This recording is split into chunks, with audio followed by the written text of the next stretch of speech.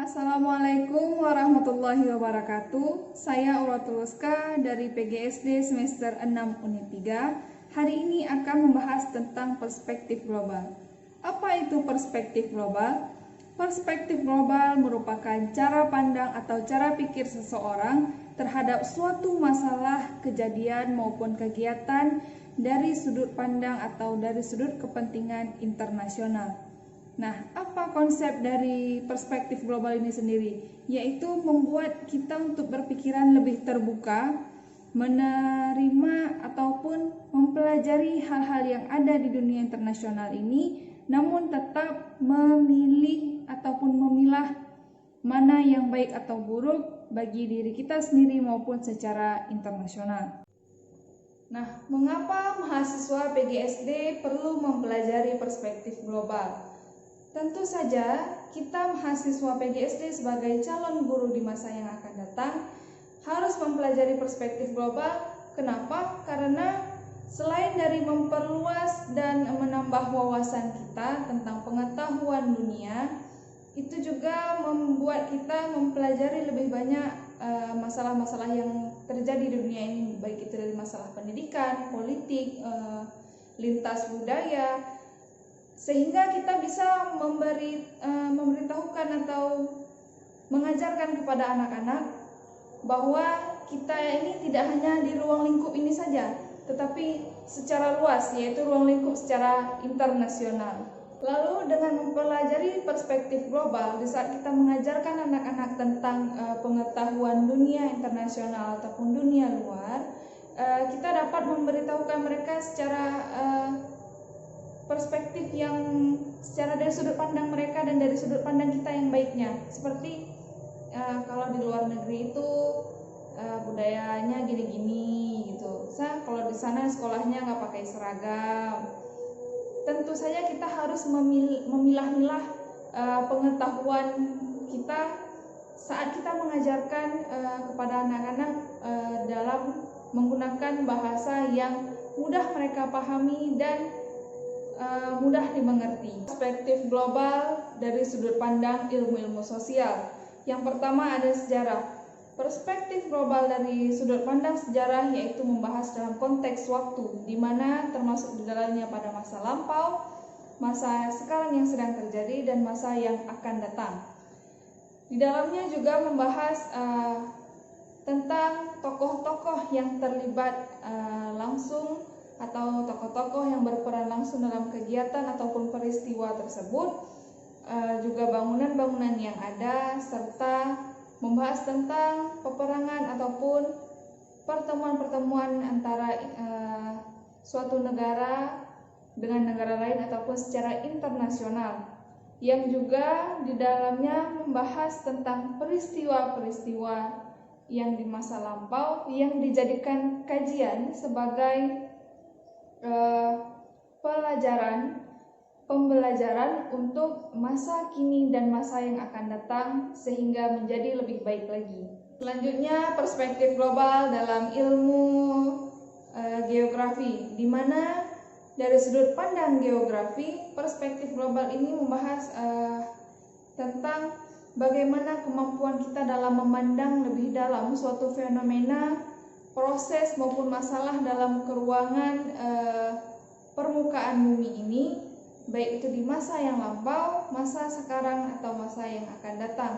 Contohnya seperti saat kita kecil hingga kita dewasa, pasti tentu saja banyak perubahan yang terjadi di sekitar kita, baik itu dari fasilitas, dari transportasi, maupun alam sekitar kita yang dulunya misalnya persawahan di sekeliling rumah kita yang sekarang sudah menjadi perumahan-perumahan gitu.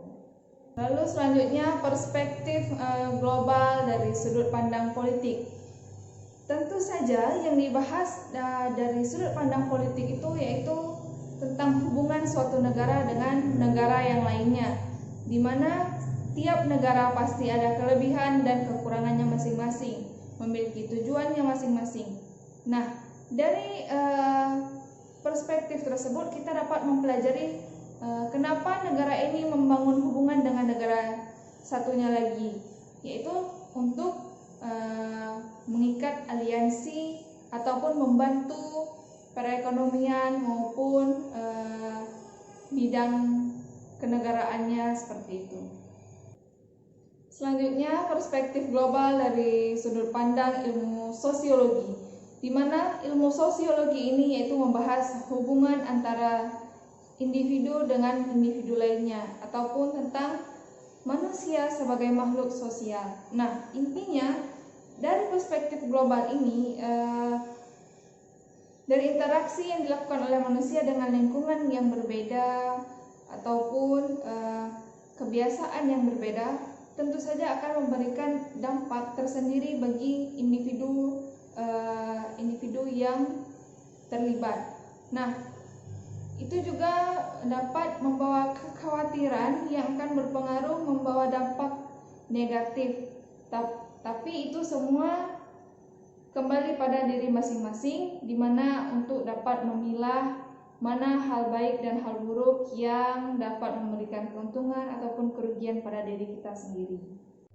Nah, selanjutnya perspektif global dari sudut pandang ilmu antropologi, yaitu sudut pandang dari disiplin ilmu antropologi dalam perspektif global terfokus pada eksistensi dan perkembangan budaya dalam konteks global melalui memprediksi, menghayati, dan juga mengamati perkembangan dari kebudayaan yang dipandang secara universal ataupun secara internasional. Nah, yaitu aspek-aspek maupun unsurnya yang berhubungan dengan satu daerah ataupun satu tempat dengan yang lainnya yang saling berhubungan dalam kehidupan manusia. Contohnya, misalnya, walaupun kita memiliki perspektif global, menerima ataupun memiliki sifat terbuka terhadap budaya luar, namun kita sebagai yang memiliki budaya tersendiri tetap harus menjaga budaya kita, tetap harus melestarikan budaya kita tersendiri, namun tidak menutup pemikiran kita untuk mempelajari budaya luar. Lalu perspektif global dari sudut pandang ilmu pengetahuan dan teknologi. Teknologi merupakan salah satu representasi dari hasil ilmu pengetahuan, di mana ilmu pengetahuan telah membawa manusia kepada banyak hal yang kemudian dengan pemahaman tersebut dapat menciptakan berbagai hal yang dapat membantu memudahkan aktivitas manusia. Contohnya seperti pembuatan sepeda motor, mesin cuci, dan lain-lainnya. Seperti juga halnya memiliki handphone, di mana yang dulunya hanya dari suara radio saja, sekarang sudah ada handphone, bahkan smartphone, di mana kita dapat berkomunikasi dengan orang yang jaraknya sangat berjauhan dengan kita.